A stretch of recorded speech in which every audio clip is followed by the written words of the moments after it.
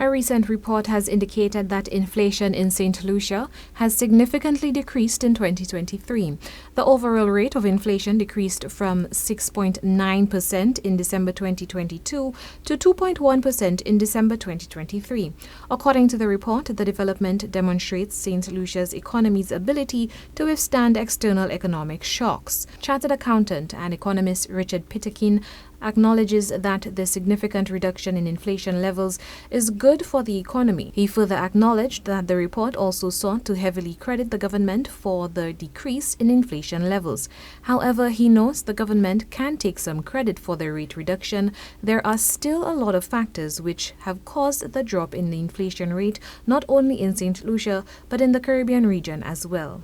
The government can take some credit for it. There are certain policies they put into place, whether it be, absorbing price increases in gas or other areas to make sure that the prices did not go beyond the ability of people to pay. But to a large extent, the reason why our inflation is going down is because external inflation has decreased after the problems of COVID, after the problems of supply chains. And so the combination of the policies that the government has put in and the overall decrease, because we're not the only ones with the inflation going down. Throughout the Caribbean, inflation is decreasing. Peterkin points out that although inflation has decreased to 2.1%, some members of the public might not believe this because prices seem to be rising steadily. If you ask the average housewife, do you feel that inflation's gone on 2.1%? These are the people, the women and some men that will be buying in the supermarkets and other places, and they will tell you prices keep going up. So the fact is, when you look at your basket of goods that goes into measuring the consumer price index, what you will find that two of the biggest factors are energy and housing. And what has happened is that over the years, the last couple of years, oil prices have been reasonably stable. And so, the increase in the price of oil, if anything, has gone a lot lower. So with that as a major component of the basket, and housing policies to keep housing prices down, then it means that, yes, your inflation rate will have gone down in that regard. He continued by saying that while there is a limit to what the government can do, food prices are still a problem and that consumers must manage this spending. We still have a problem with the price of food, which is largely driven by external inflation in the cost of food and to a lesser extent supply chain problems. So there are more things that the government can't subsidize food.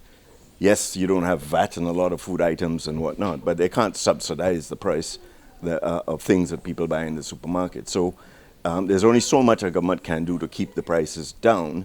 But if, as I say, people are now getting a slightly better wage and inflation continues to remain low, then in fact, it's going to have a positive effect. According to Peterkin, internal and external variables can also have an impact on inflation.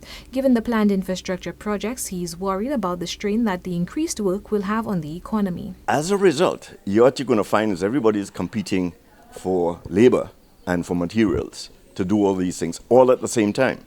And that inevitably, in the law of demand and supply, could have driven the price of some of those items up. They're not subsidized. Although I believe there's some subsidies on construction materials. But that by itself, if you're doing too much work at the same time, it creates an overheated economy and it drives inflation up.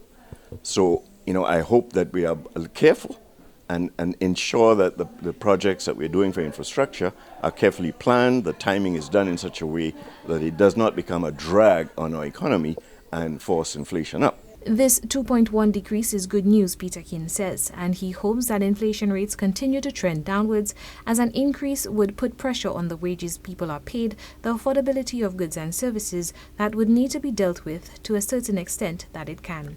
For Choice News Now, I am Chelsea Austinay.